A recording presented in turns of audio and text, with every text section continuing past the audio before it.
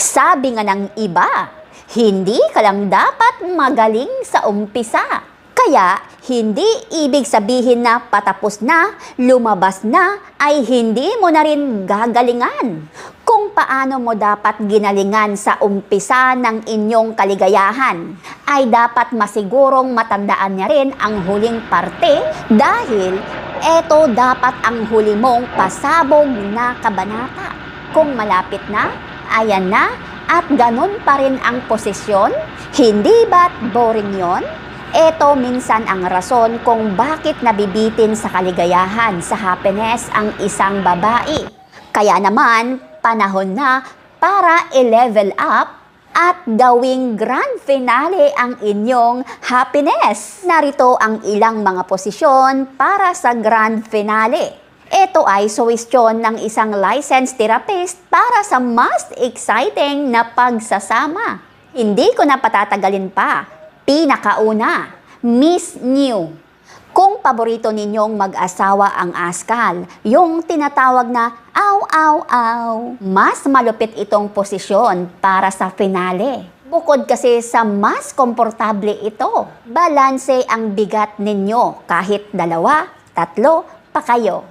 Walang kahirap-hirap. Paano ba ito gawin? Kagaya ng sinabi ko kanina, para lamang itong askal.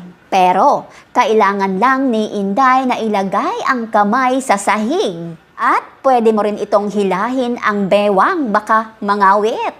At syempre, para hindi mainitan at malayo sa pawis, ay kailangan mo itong ibuka ng paunti-unti lamang. O diba, fresh air, pasok agad ang hangin, hindi ka na mapapawisan, hindi ka pa mangangawit.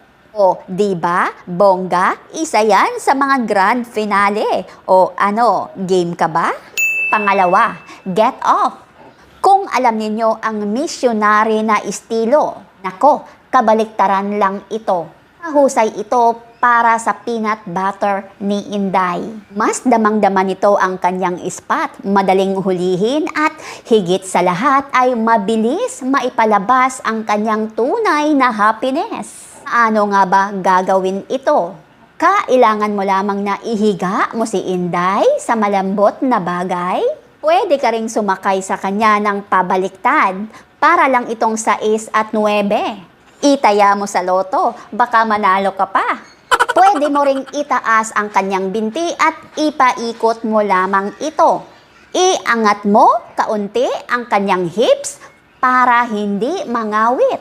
Pwede mo rin ipahawak sa kanya, magtulungan kayo sa